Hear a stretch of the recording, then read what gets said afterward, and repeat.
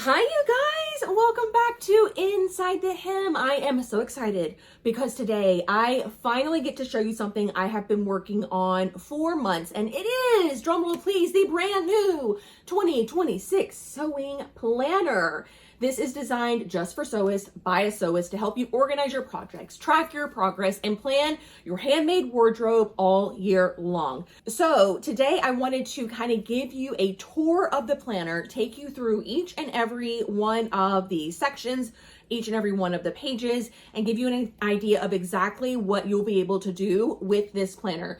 This 2026 version is leaps and bounds more than any of the previous versions of this planner have been. I added so many worksheets, so many guides and helpful tips and information for you guys in here. So it is the most comprehensive version of this yet. So I am so excited to show you. Let's get into it. All right, so here is the cover, 2026 Ultimate Sewing Planner. Organize your projects, track your progress, love your makes. Open it up, you have another page giving the title of the planner, and then just a little copyright page, a little introduction about me, and then you have your 26-27 year double page spread.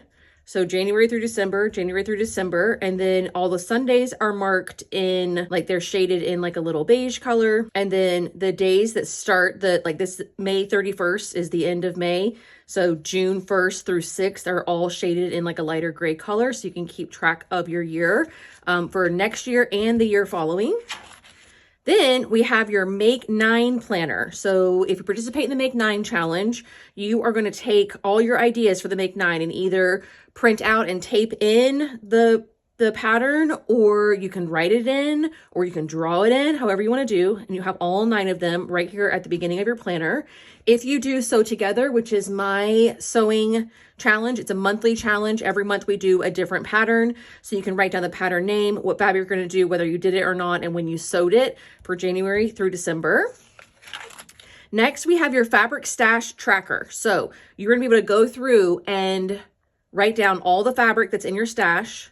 Write down what it's made of, if it has stretch, how much yardage you have, what the width is, how much it weighs, project ideas, when you purchased it, where you got it from, and then a little section for notes there. We also have the pattern stash tracker, same thing, pattern name. We have the size range for the bust and the hip, the type of garment it is, the view that you would like to make, fabric ideas, project ideas. When you sew it, you're going to write in your sew date. Is this going to become a tried and true pattern for you? And then again, a little section for notes.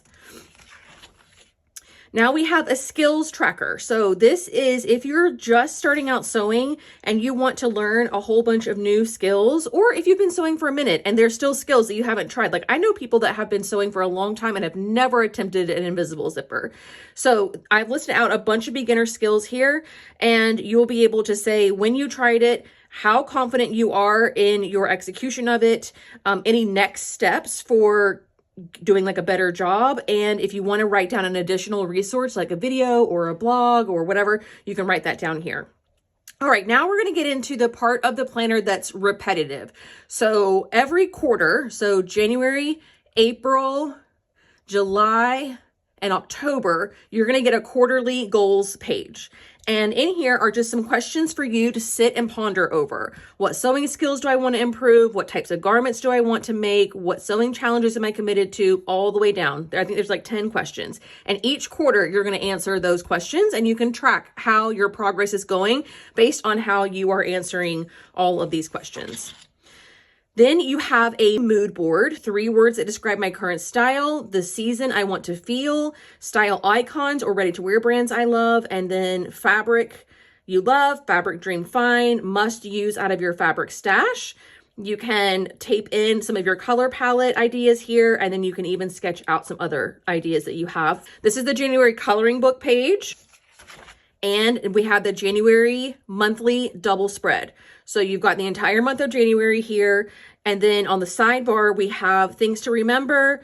We have holidays to celebrate. And I've included like the major holidays plus any sewing holidays. So this is visit your local quilt shop day on the 22nd. And then you can write down like any birthdays or anniversaries that you have, things that you need to shop for, and errands that you need to run within the month of January. Now, so then we have your January budget. So we start, this is like your kind of overall budget. We have an expenses line item, we have a savings, and then we have a debt. So you can write down your goal and then what your actual things were for each one of these. But then you can go in and really drill down on how much of your sewing is contributing to your overall monthly expenses, savings, and debt. So you can have fabric. This is the fabric you purchased and how much it cost. And again, you have a fabric budget plus what you actually spent on fabric. And then each of these, there's 9 different places for you to write down fabric purchases that you made. Same thing for patterns. You have your pattern budget and then your actual spend on patterns, and then 9 places to write down the patterns you purchased and how much they cost. Same for notions. And then if you find any coupon codes that you want to use, you can write down the code, the company, and what the offer is so that you can try and save some money on your sewing projects that way. Now, this is the 30 minutes tracker. So if you like to sew for 30 minutes a day, and that's how you make progress towards your sewing projects, this is the way that you're going to track that. So each day that you sew for 30 minutes, you're going to come on and draw a little line through it, a smiley face, put a sticker on it, whatever you want to do to track all the days in January that you sewed for 30 minutes. All right, now we have your measurements page. So you're going to measure, these are all your length measurements. So from top to bottom, these are all your width measurements. So like around your body. And now we have the set of pages that are going to repeat. I think they repeat 4 times every month. So you have a project planner. So this is for an individual project. You have a to-do list for that project. And you also have a journal so that you can rate the project, any fit updates you want to make next time, future ideas, how you want to hack it, and then you can check off some of these things. So like I said, this repeats. So you have 1, and then 1, 2, 3. That's 2. This is 3, 2, 3, 4, 2, 3. So there are 4 of them. And then a review in January. So you can go through all of January. How did you do all the projects you completed, whether it was a work in progress or was it a stash buster? You can write down any projects you started but didn't finish in January, and then kind of just overall for this month, your thoughts, and then goals for February, your thoughts. All right. And then we go into the next month. This is February's coloring page, February's calendar, February's budget, February's 30 minutes of sewing. Then we go into your measurements again, and then you have those 4 sets of project pages. So we're going to go through, I'll show you, let's see, that's March's coloring page. And then here's March's review. And then because we're starting a new quarter in April, now you have your quarterly goals for the second quarter. And then you also have your mood board for the second quarter. And then April's coloring page, May's coloring page, June's coloring page. Before we get into July, we will have another quarterly goals page and a mood board page. And then we have August right here, September, and right before October, we'll have, again, quarterly goals, mood board, October's coloring page, November's coloring page, and December's coloring page. All right. And you can see each coloring page has like little sewing things in addition to whatever represents that holiday. I had a lot of fun creating those. After December's review, you have an annual review. So you can go over your annual budget. So you can take everything from each one of those months and you can write in how much money you spent on fabric, patterns, and notions for January, total it out. Same thing for February, March, and then you total out your quarter. And then at the end of the year, you're going to total out your entire year to see what you spent on sewing stuff. This is very eye-opening, okay? This will really help you as you go into 2027, know whether this is a number you want to reduce. Then we have a habit tracker at the end of the year. So obviously you'll be keeping up with this as the year goes on, but did you sew for these days? So you can just color in January, February, kind of like the 30-day challenge, or 30-minute challenge, but it's not necessarily minutes. Did you sew it all on these days? And at the end of the year, whenever it's all done, you can see how much of the year you actually sewed by like looking at all the colored in dots. Then you have your annual review, the top 5 accomplishments, like I sewed swimwear for the first time, or I did bound buttonholes for the first time, or I finished a project every single month, or whatever it is.